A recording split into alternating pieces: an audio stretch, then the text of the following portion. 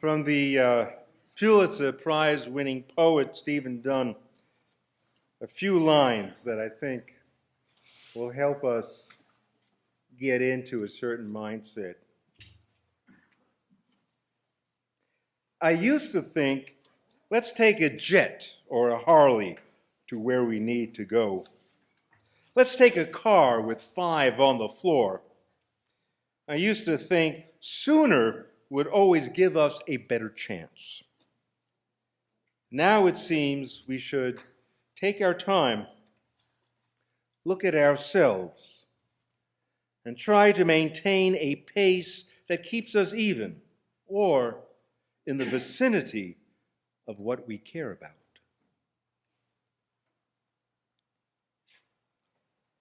My 32-year-old son is a successful businessman, and I'm very proud of him. He's quite proud of himself as well.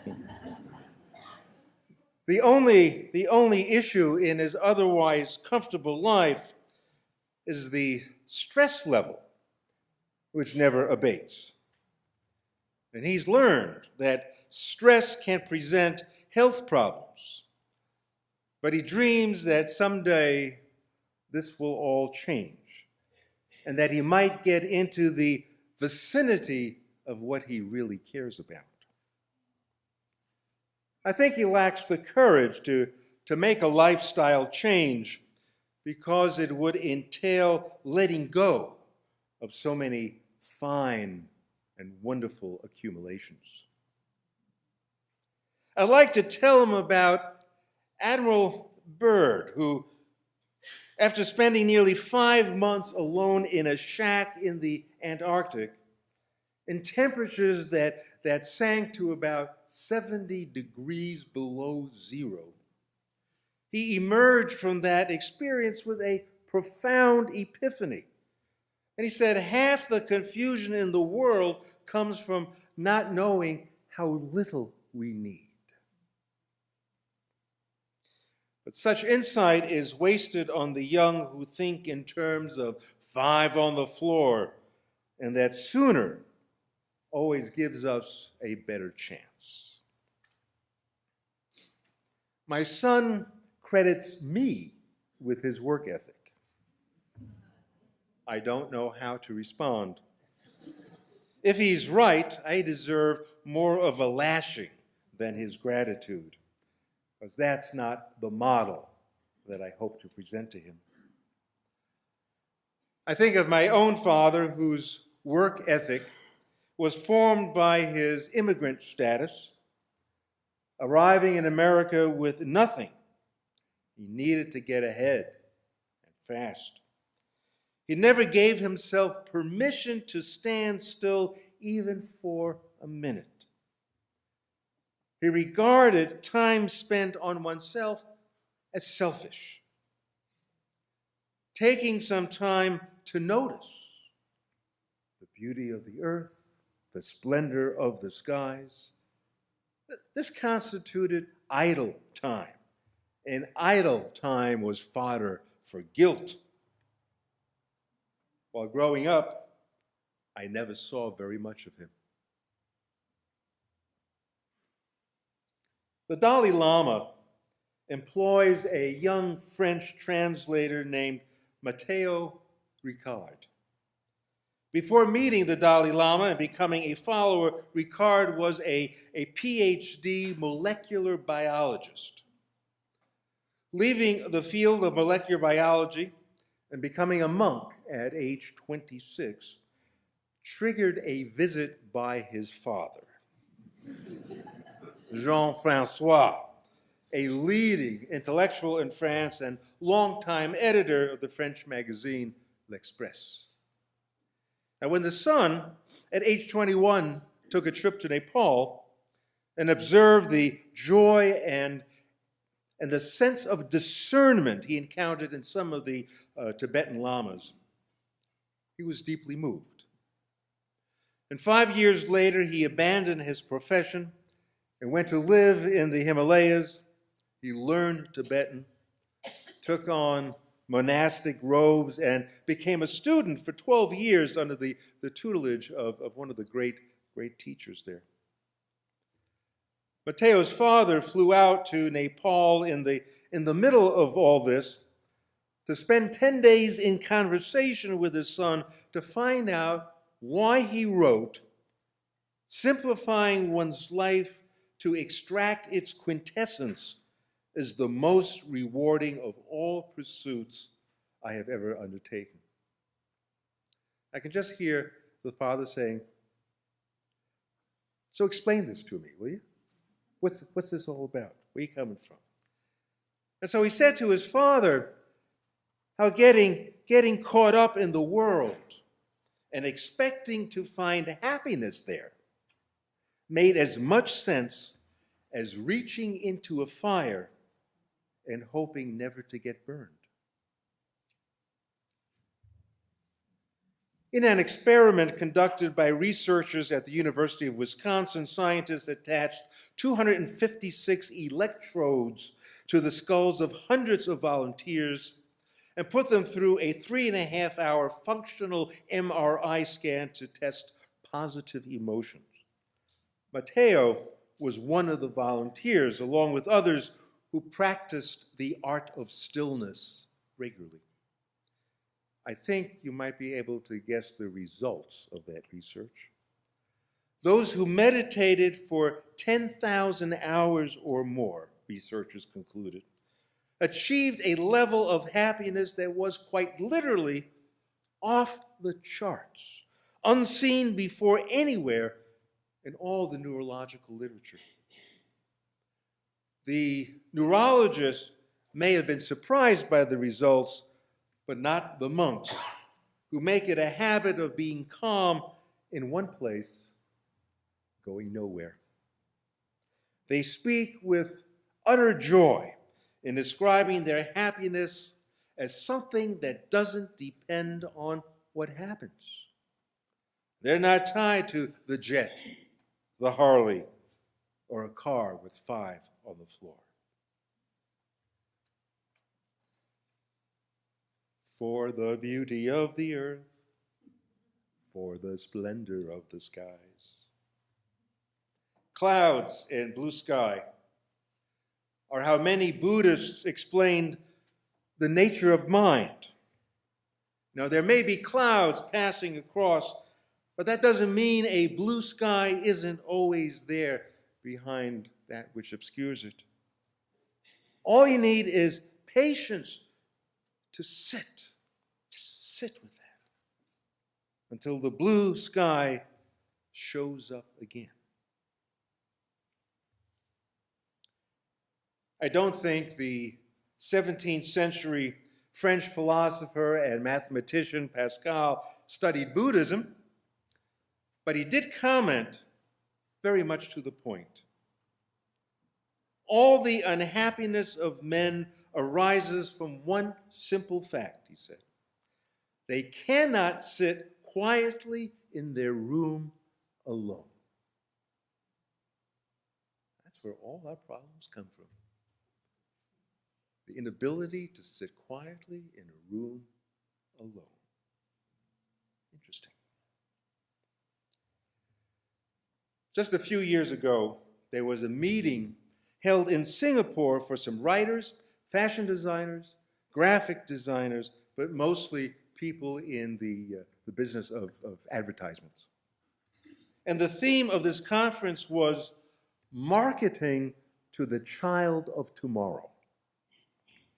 Pico Iyer was there, who, I don't know if you saw this about a week ago, he had a huge piece in the New York Times about going slowly. And his book, The Art of Stillness, serves as kind of the mainsprings for my thoughts this morning. So he was there, Malcolm Gladwell was there, a whole bunch of designers and advertising experts. So it happened at one time during the conference, the CEO of the agency that invited these people to Singapore took Pico Iyer aside and told him, or was going to say to him, what he thought was most interesting to him. And given the nature of the conference and the idea of just the concept of marketing to children in the future, Pico Iyer braced himself for what he expected to hear from this CEO about what really interested him. But he heard the CEO mention something that he never would have suspected. The CEO said that what interested him the most in terms of marketing for kids in the future, what interested him the most was stillness. Stillness. What became astoundingly clear as this conference progressed, what became so crystallized is as follows.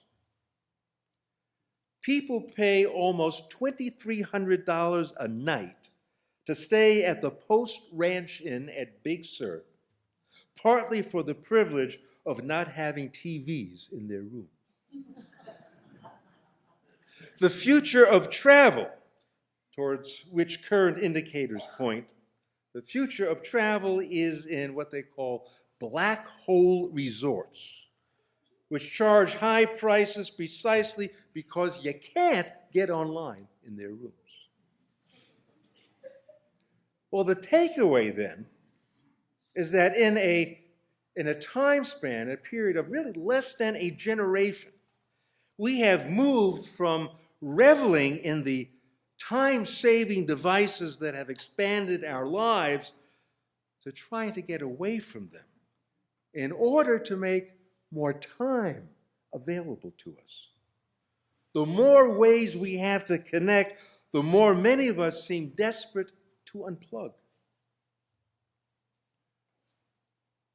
South Korea and China have instituted rescue camps to save kids addicted to the screen.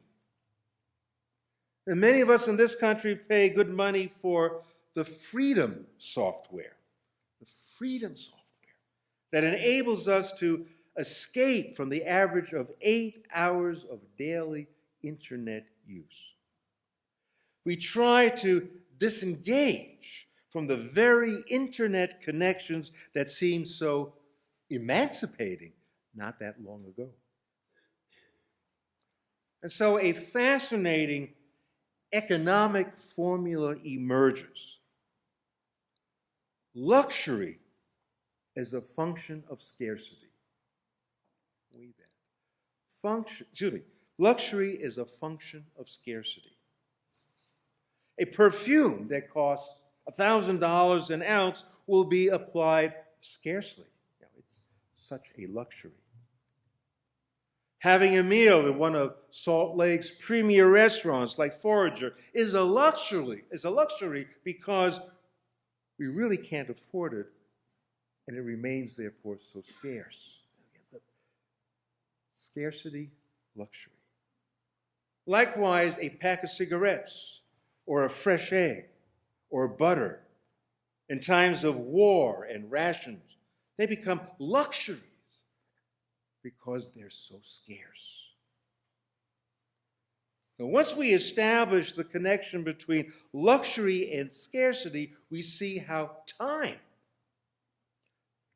so precious, time such a rarity, time so scarce, time now becomes a luxury. Marketing to children in the future then takes into account the need to free children, free them from all the blinking machines, streaming videos, scrolling headlines that contribute to an emptiness despite their saturation of information.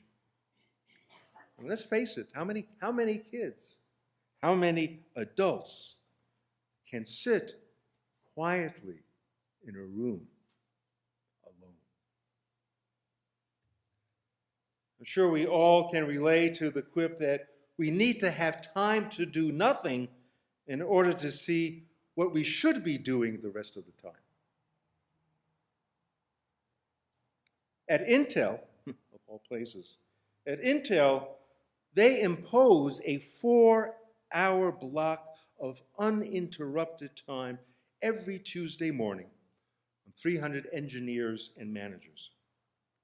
Quite a contrast with statistics that show the average worker today enjoys less than 3 minutes at a time without interruption. Inside Google, they hire yoga instructors and teach a course called Search Inside Yourself, which helps employees connect the dots between meditation and health. The latest rage in Silicon Valley, as far as I've been able to glean just reading the papers and articles, the latest rage is what's called internet Sabbaths, in which people there turn off their devices from Friday night until Monday morning. Nothing. Kevin Kelly, executive editor of Wired magazine, and whose vast publications are all tied to technology, lives at home without a smartphone, a laptop, or even a television. He travels frequently to small Asian villages without a computer so he can, in his own words, be rooted to the non-virtual world. I keep the cornucopia of technology at arm's length, he says, so I can more easily remember who I am.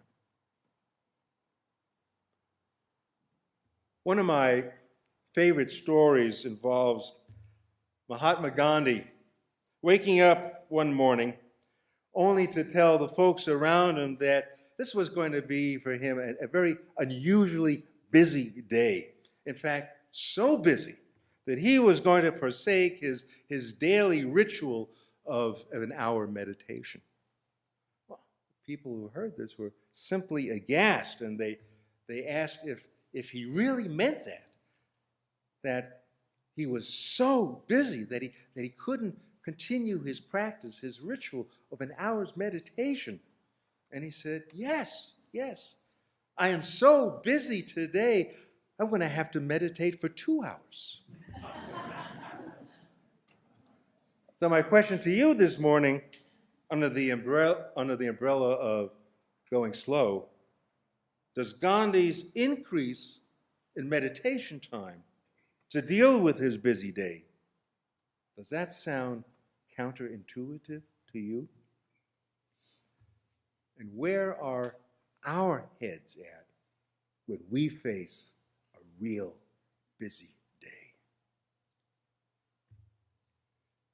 I like Pico Iyer's own reflection when he says, keeping the Sabbath, doing nothing for a while, is one of the hardest things in life for me.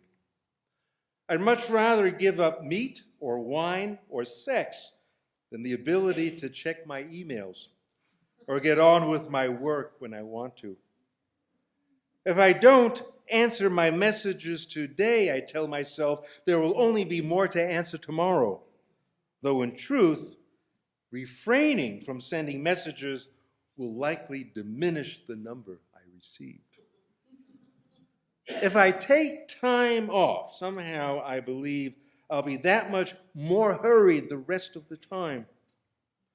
Whenever I force myself away from my desk for a day, of course, I find the opposite. The more time I spend away from my work, the better that work will be. Stepping back, going slow, were anathema to my father, who deemed such idleness a waste of precious time. For that reason, he did not agree with Henry David Thoreau. I remembered when I was in high school, I learned all about transcendentalism and Walden Pond, and eagerly wanted to kind of lay this new stuff on him. He said, nah. He deemed those 2 years at Walden Pond as a selfish adventure in idleness. Sloth comes to mind. Be productive is the goal, not knowing, however, that by slowing down, we increase our productivity. Walden, of course, was essentially a search for the self, wasn't it? It was an experiment in simplifying one's existence, paring it down so we kind of come to that same conclusion as Admiral Perry about, wow, we actually need so little in life. Pondering life's essentials, Thoreau was interrupted by the sound of the Fitchburg Railroad roaring past Walden Pond, causing him to contemplate the power of this new technology. Society at that time felt that convenience was more important than content, and speed meant making up for unimproved ends, getting there faster, but what was really there? Thoreau wisely reminds us that the man whose horse trots a mile a minute does not carry the most important message. And in our more modern world, although about 50 years back, the wise sage, Marshall McLuhan, warned that when things come upon you real fast, you naturally lose touch with yourself. We live in an age of speed, and as a result, we lose touch with ourselves. Said another way, in an age of speed, nothing could be more invigorating than going slow. In an age of constant movement, there may be nothing more important than sitting still in a room alone. I used to think, let's take a jet or Harley to where we need to go. Let's take a car with 5 on the floor. I used to think sooner would always give us a better chance. And now it seems we should take our time,